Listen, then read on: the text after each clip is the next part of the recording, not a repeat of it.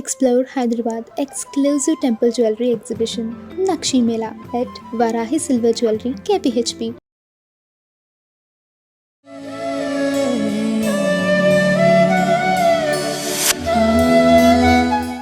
నమస్తే, welcome to Suman TV. Jayasimha ఉవాచ. నేను మీ కృష్ణవేణి. జ్యోతిష్య శాస్త్ర ప్రకారం మృత్యు పంచకం అంటే ఏంటి, ఆ మృత్యు పంచక సమయంలో ఎటువంటి జాగ్రత్తలు తీసుకోవాలి, ఏ పనులు చేయకూడదు, ఈ అంశాలని జయసింహ గారి మాటల్లో విందాం. నమస్కారం జయసింహ గారు. మృత్యు పంచకం అసలు అంటే ఏంటి, జ్యోతిష్య శాస్త్రంలో అది ఎప్పుడు ఏర్పడుతుంది? పంచ అనే పదం అందరికి తెలిసిందే కదా. పంచ అంటే ఐదు, పంచకము అంటే ఐదు యొక్క. మృత్యు పంచకం అంటే ఒక 5 రోజుల పాటు కొన్ని సందర్భాల్లో, ప్రతిసారి కాదు, జ్యోతిష్ శాస్త్రం ప్రకారం ఈ 5 రోజుల కాలాన్ని అశుభ కాలంగా పరిగణించడం జరుగుతుందన్నమాట. దాన్ని మృత్యు పంచకం అంటారు. ఏ 5 రోజులు అంటే మనకు 27 నక్షత్రాల్లో చివరి 5 నక్షత్రాలు అశ్విని, భరణి, కృత్తిక, రోహిణితో మొదలవుతాయి. అట్లా మొదలైన తర్వాత ఎక్కడ ముగుస్తాయి అంటే ధనిష్ట, శతభిష, పూర్వభాద్ర, ఉత్తరాభాద్ర, రేవతి, ఈ 5 నక్షత్రాలతో ముగిసిపోతుంది. అంటే 22 నుంచి 27 వరకు వచ్చే నక్షత్రాలు. ఈ ధనిష్ట, శతభిష, పూర్వభాద్ర, ఉత్తరాభాద్ర, రేవతి నక్షత్రాల్లో మనకు జ్యోతిష్ శాస్త్రంలో తెలిసింది ఏంటంటే 27 నక్షత్రాల్లో రోజుకొక నక్షత్రం చొప్పున మారుతూ ఉంటాడు చంద్రుడు. ఇంచుమించు 24 గంటల కాలంలో మారుతూ ఉంటాడు. కొంచెం అటు ఇటుగా లెక్కలు ఉంటాయి. అయితే రోజుకొకసారి ఒక నక్షత్రం నుంచి ఇంకో నక్షత్రంలోకి మారుడే చంద్రుడు ధనిష్టాలకు వచ్చి అక్కడి నుంచి శతభిష నుంచి పూర్వభాద్ర నుంచి ఉత్తరాభాద్ర, రేవతి, ఈ 5 నక్షత్రాల్లో ప్రయాణిస్తున్న కాలాన్ని మృత్యుపంచకం అంటారు. అయితే ఎప్పుడు ప్రయాణించినా సరే మృత్యుపంచకమా అంటే కాదు. ఎందుకంటే 27 నక్షత్రాల సైకిల్ నడుస్తున్నప్పుడు ప్రతి 22 రోజులకు ఒకసారి ధనిష్ట నక్షత్రంలోకి వస్తాడు, శతభిషాలకు వస్తున్నాడు. మరి ప్రతిసారి మృత్యుపంచకం అవ్వదు.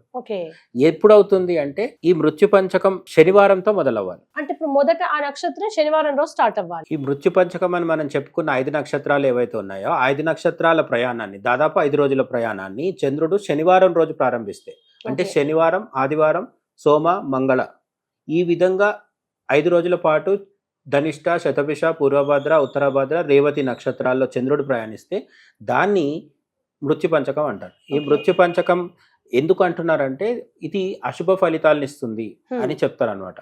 అశుభ ఫలితాల్లో చిన్న ఫలితాలతో నుంచి మొదలు పెడితే పెద్ద వాటి వరకు, అంటే మృత్యు వరకు ఏదైనా జరగవచ్చు.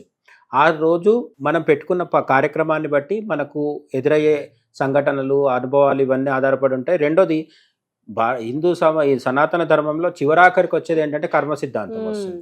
మృత్యుపంచకం ఉంది కాబట్టి ఆ 5 రోజుల్లో మరి భూమి మీద ఉన్న 100 కోట్ల మందికి అందరికి అశుభం జరుగుతుందా అంటే జరగట్లేదు. ఆ 5 రోజుల్లో గొప్ప అద్భుతాలు, లాటరీ తగిలిన వాళ్ళు కూడా ఉంటారు కదా. లాటరీ తగిలిన వాళ్ళు ఉంటారు, స్టాక్ మార్కెట్లో కోట్లు కోల్పోయే వాళ్ళు కూడా ఉంటారు. ఆ 5 రోజుల్లో గుండెపోటు వచ్చే వాళ్ళు ఉంటారు. ఆ 5 రోజుల్లోనే సంతానం కలిగి ఇంట్లో కొత్త చిన్న పాపనో బాబు వచ్చే వాళ్ళు కూడా ఉంటారు. మృత్యుపంచకం కాబట్టి 5 రోజుల్లో ఎవరు పుట్టొద్దు అని అంటే కుదరదు. ఇదన్నీ మళ్ళీ కర్మ సిద్ధాంతం మీద ఆధారపడి ఉంటాయి. మన పూర్వజన్మ పాపం ఉంటేనే ఇక్కడ మనకు నష్టం ఉంటుంది, పూర్వజన్మ పుణ్యం ఉంటే దానికి తగిన ఫలితం వస్తుంది. అయితే దీన్ని ఎందుకు చెప్తారంటే మనం ఉద్దేశపూర్వకంగా పెట్టుకునే పనులు అనుకోకుండా జరిగేవి ఓకే. ఇప్పుడు 9 నెలల గర్భవతి ఉంది, ఆమెకు డెలివరీ ఉంది అన్నప్పుడు దాన్ని ఆపగలగలు కాదు.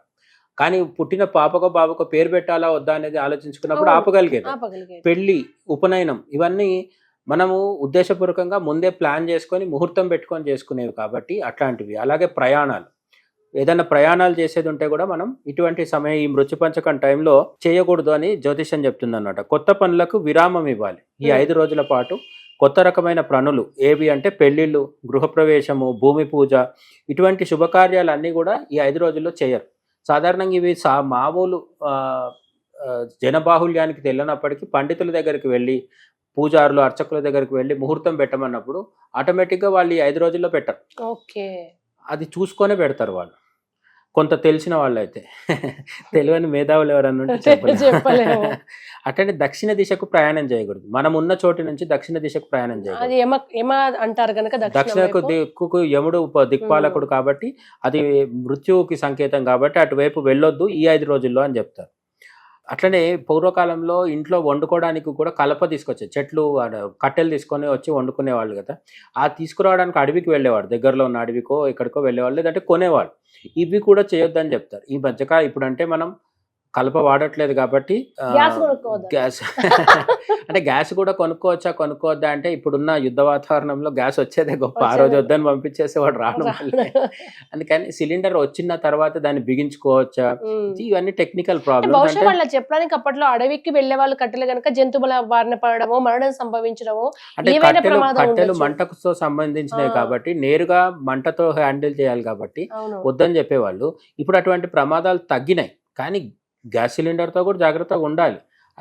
మనకు వీలైతే ఈ 5 రోజుల్లో గ్యాస్ సంబంధమైనవి కూడా చేయొద్దు. కానీ శాస్త్రం చెప్పింది ఏంటంటే కట్టెలు సేకరించడం కానీ, కట్టెలు కొనడం కానీ, అమ్మడం కానీ చేయొద్దు అని చెప్తున్నారు. అట్లనే ఇంటి పైకప్పు వేయడం, రూఫ్ చెత్తు వేస్తూ ఉంటారు కదా, అది వేయడం లాంటి పనులు కూడా చేయొద్దు అన్నారు. ఎందుకంటే కూలిపోయి గాయాల పాలవడము, దెబ్బలు తాగడము ఇవన్నీ జరుగుతుంటాయి అన్నమాట. అట్లనే ఆర్థిక లావాదేవీలు పెద్దగా అమౌంట్ ఇవ్వడం కానీ తీసుకోవడం కానీ ఇది చెప్పాం కాబట్టి మృత్యు పంచకం సమయంలో ఇంటి ముందరికి ఎవరైనా బిచ్చగాడు వస్తే పాపం వాడికి ₹2 వేయకుండా వాడికి కడుపు మార్చమని కాదు. పెద్ద సంఖ్యలో ఒక 5 లక్షలు, 10 లక్షలు, ₹1 పెద్ద అమౌంట్ ఇవ్వడం కానీ తీసుకోవడం కానీ ఈ 2 చేయొద్దని చెప్తారు. అట్లనే ఈ సమయంలో మరణం సంభవిస్తే ఆ అంత్యక్రియల్లో కూడా ప్రత్యేకమైన పంచక శాంతి పూజ అని చేసి అప్పుడు దహనమో సమాధి చేయడమో అవన్నీ చేస్తారు. అంటే అది దోషం కింద లెక్క.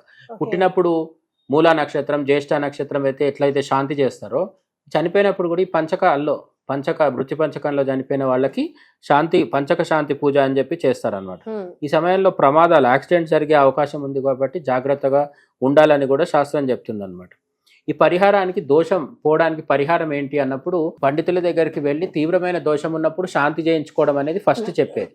అయితే ఈ మృత్యు పంచకం వచ్చింది పోయింది మనకేమో తెలియట్లేదు, ఎప్పుడు వస్తుందో ఎప్పుడు. ప్రతిరోజు పంచాంగం పెట్టుకొని అదే పనిగా చూసుకుంటూ కూర్చోలేము, ఎవరినో అడగడానికి కూడా వీలవ్వకపోవచ్చు.